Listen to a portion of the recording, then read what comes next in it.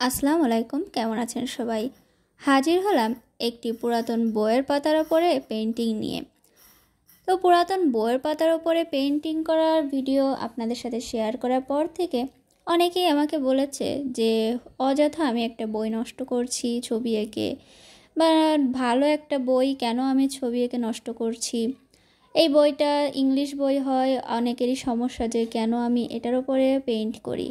অনেকে তো এটাও বলেছে যে এই বইটা আমাকে দিয়ে দিন, আমি আপনাকে অন্য একটা বাংলা বই দিব, সেটাতে আপনি পেইন্ট করেন।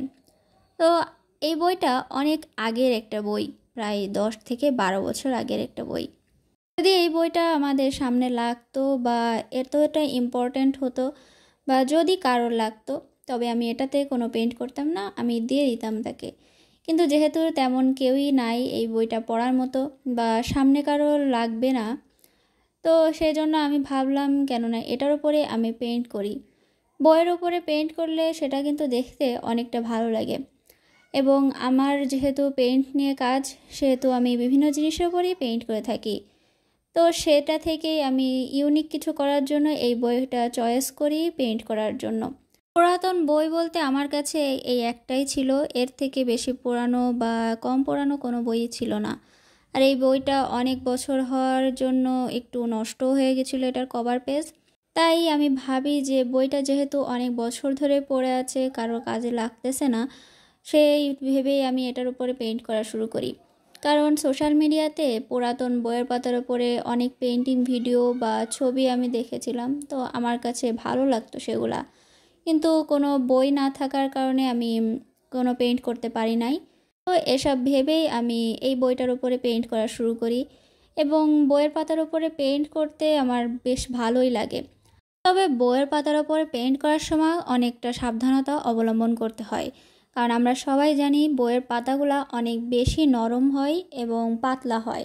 নর্মালি পেইন্টিং করতে গেলে বইয়ের পাতাগুলো কুচকে কুচকে যায়, তো ডিটেলিংয়ে যদি কাজ করতে যাওয়া হয় তখন এই বইয়ের পাতাগুলো ছিঁড়ে যাওয়ার সম্ভাবনা থাকে। এজন্য বইয়ের পাতার উপরে পেইন্ট করার সময় সহজ সহজ পেইন্টিং এবং একটু কম ডিটেলিংওয়ালা পেইন্টিংগুলো করলে দেখতেও সুন্দর লাগে, আর পাতাগুলো ছিঁড়ে যাওয়ারও সম্ভাবনা থাকে না। তো এই বইয়ের পাতা আমি ভেবেছি যে পুরোটা বইয়ে আমি কিছু পেইন্টিং করে করে এটাতে শেষ করব, কিন্তু এটা অনেকটা সময়ের ব্যাপার, অনেক সময় সাপেক্ষ, কারণ একটা বইয়ের পাতা কিন্তু কম থাকে না, 200 বা 400 পর্যন্তও হয়ে থাকে। যদিও আমি জানি না এই বইটায় পুরো কতটা পাতা আছে, তো আমি শুরু করেছি, আশা করি আস্তে আস্তে পেইন্ট করতে করতে একটা সময় এই বইটা পুরোটা পেইন্ট করা হয়ে যাবে। এই তো আমার পেইন্টিংটাও প্রায় শেষের পথে। এই ডোর পেইন্টিং বা উইন্ডো পেইন্টিংগুলো করতে আমার অনেক ভালো লাগে, কারণ এগুলা জানালা থেকে বা দরজা থেকে আকাশ দেখা যাচ্ছে বলে বোঝানো হয়।